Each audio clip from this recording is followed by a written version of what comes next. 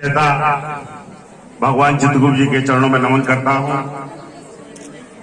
और इस रामपुर की पावन नगरी में आए सभी अपने चित्तांत बंधु माताओं बहनों नौजवान साथियों को आज के इस कार्यक्रम के आयोजक अनुज जी, सुभाष जी, गुंजन जी, नरेंद्र जी, आपके संजीव जी, जितने भी सभी साथी हैं, अंकुश जी, धीरज मोहन जी, अंजुम जी, मैं सभी का तहे दिल से सम्मान करता हूं। नौजवान साथी हमारे युवा मोर्चा के जो पूर्व अध्यक्ष रहे, और इस मौके पे ये तो बहुत बड़ी उपलब्धि है कि 7-8 साल से हम लोग मिलकर इस मंदिर के अंदर भगवान चित्रगुप्त जी के जयंती पे जमा होते हैं।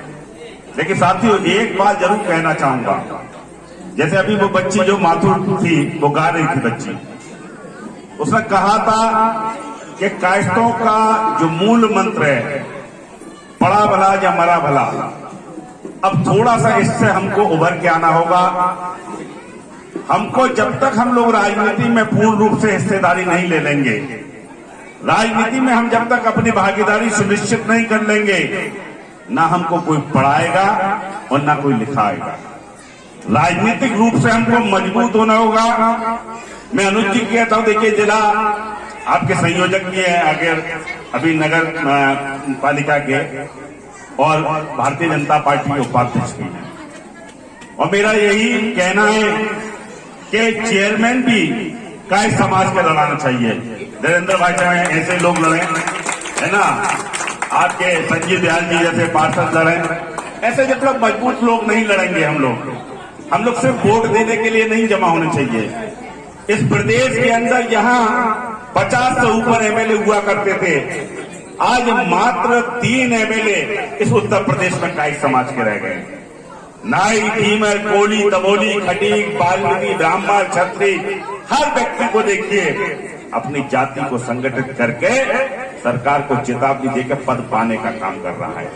और हम लोग चेतावनी नहीं देते, हम अपनी कलम को चलाते हैं। लेकिन हमारी अब कलम के साथ आपने देखा होगा एक हाथ में तलवार भी है। अब शस्त्र चलाने का वक्त आ गया है। शस्त्र का मतलब ये नहीं है कि हमें किसी का नरसंहार करना है।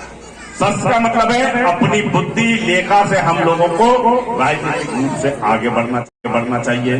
पूरे उत्तर प्रदेश के अंदर अभी जो चुनाव हुए थे आपके रामपुर के, लोगों ने कहा कि कायस्थों ने बहुत वोट दिया और गणेश मोदी जी को जिता दिया।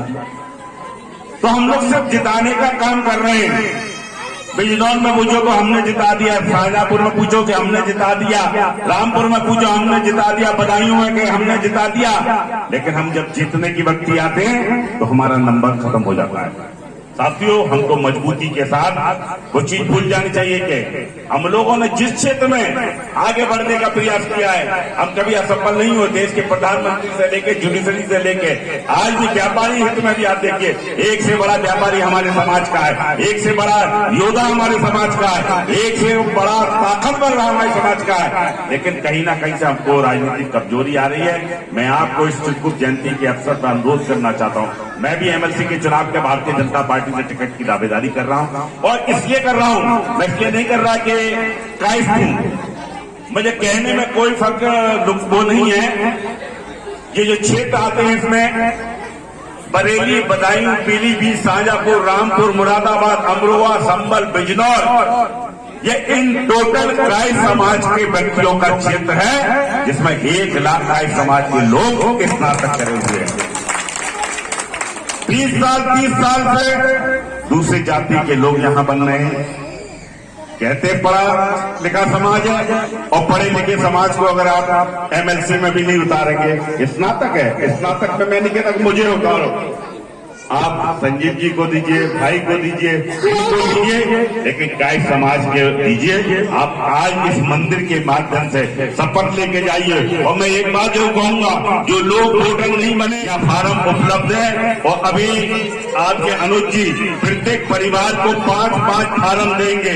5 फार्म का मतलब ये नहीं कि आपके घर पर 2 आदमी हैं तो आप 5 फार्म का क्या करेंगे, आप कम से कम दूसरी जाति के 3 लोग छांट के उनको भी वोटर बनाने लाने का काम करेंगे। भगवान चित्रगुप्त जी की कृपा से हमारा यहाँ एमएलसी होगा। इसी के साथ मैं आपको पुनः चित्रगुप्त जयंती की बधाई देता हूँ। जय हिंद, जय भारत, जय चित्रांत, जय चित्रगुप्त महाराज।